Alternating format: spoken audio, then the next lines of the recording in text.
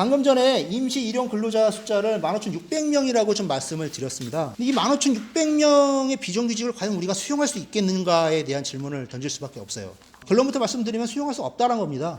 이 통계 수치가 표현하지 않고 있는 빈 공백이 너무나도 많이 있다는 거고요. 일단 먼저 보험 설계사, 골프장 경기 보조원, 특수고용 노동자들은 포함되지 않고 있다. 그리고 두 번째로는 포천 인구의 12%에 달하는 이주 노동자들 중에서도 미등록 이주 노동자들은 또 포함이 안 돼 있다. 지금 최근에 발표됐었던 통계청 기준으로 봤었을 때도 전국의 비정규직 비율이 36.4%로 100번 양보해서 이 통계를 우리가 받아들인다 손 치더라도 포천 임금 노동자 대비 비정규직 노동자들의 숫자는 2만 명입니다. 이런 수용하기 힘든 통계가 보여주는 결과값을 저희가 전부 수용한다 손 치더라도 이 15,600명의 고용불안, 차별, 노동권 이런 것들을 보호하기 위한 자치단체의 정책은 뭐냐란 거예요. 포천시에 노동취약 계층을 지원하기 위한 지원센터를 설립해야 된다.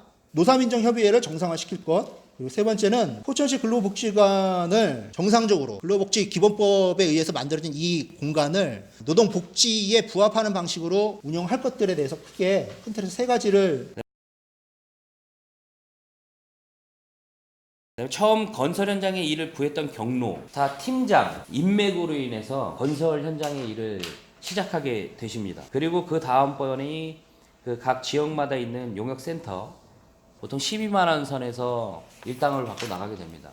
12,000원에 10%의 수수료를 인력회사에 떼줍니다. 3,000원에서 5,000원을 또 차주에게 지급을 합니다. 10만 원 정도 하루에 버는 일당이 되고 있고요. 원칙적으로는 원청사에서 사측에서 이 수수료 부분을 노동자가 내는 게 아니라 사측에서 지급하게 되어 있습니다. 그리고 포천 관내에서 일하신 적이 있습니까? 라고 또 조사를 했는데요. 없다가 25명, 48.1%, 1년 이내 15명, 28.8%.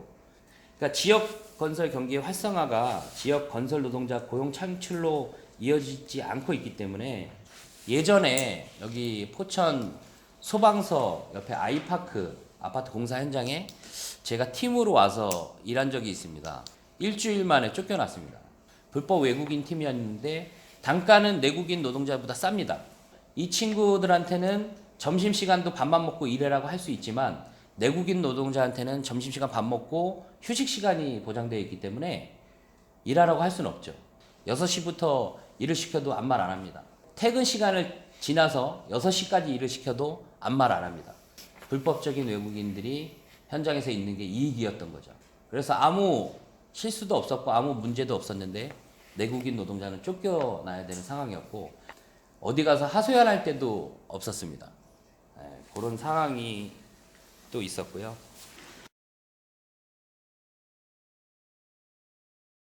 저는 건설 노동자들에 있어서 가장 시급한 것은 적정 임금제 도입이라고 생각을 하고 있거든요.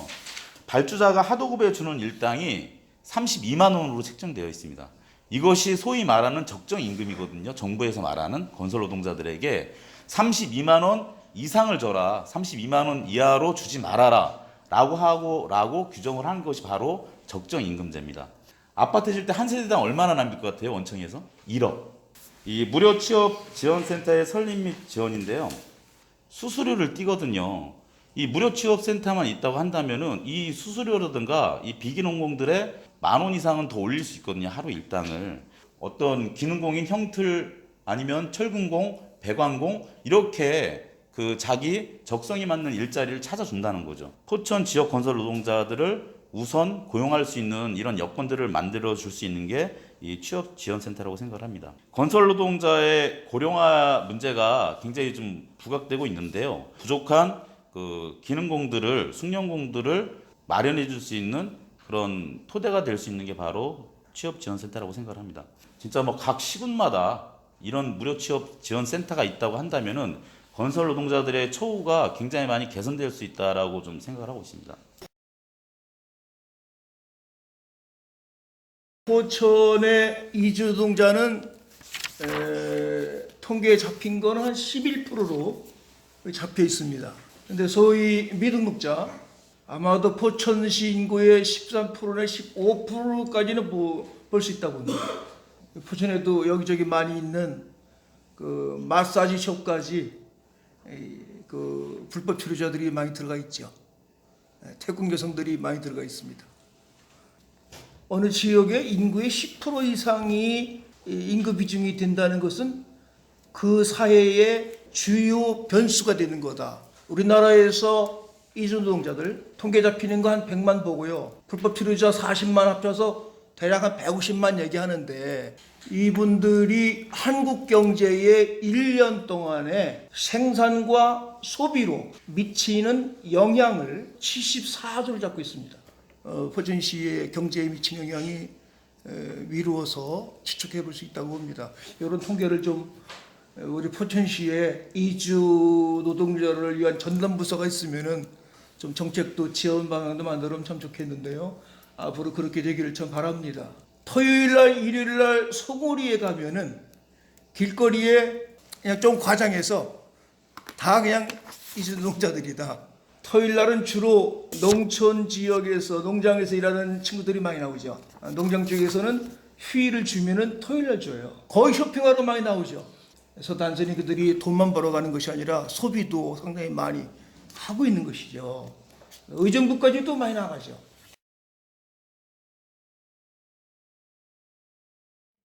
근로자 복지관이 정말 근로자들을 위한, 저는 이제 근로자라는 표현보다 이제 노동자들을 위한 이 공간으로 이게 저는 활용이 돼야 된다고 보여지거든요. 그러면 이 복지관 안에 뭐 쉼터도 들어올 수 있고요, 상담센터 들어올 수 있고요. 상담센터 들어오면 노무사 당연히 들어와야 되고요, 뭐 심리상담사도 들어와야 되고, 저는 뭐 더 바란다면 한의사 같은 분들이 한번 오셔서 이렇게 좀 침도 놔주고, 뭐 이런 공간을 저도 이제 꿈을 꿔보고 이제 생각은 해보고 있어요. 지금 포천에서 비즈니스 센터를 용종산업단지에다 지어가지고 상공회의소가 이제 나갈 예정이긴 한데, 그것도 앞으로 한 2년 더 있어야 되는 거로 알고 있고요. 포천시 청사도 앞으로 한 2년 이상 걸릴 예정이에요. 그러다 보니까 이 근로자복지관은 결국은 한 2, 3년은 그대로 지금 상태로 가야 되는 상황이 되는 거거든요. 그렇다고 해서 또 저희가 아무것도 안 하고 손 놓고 있을 수는 없는 거잖아요. 그러면 뭐 다른 데라도 뭐 이제 공간을 얻어서라도 이제 마련이 되면 돼야 된다는 생각이 들어가고,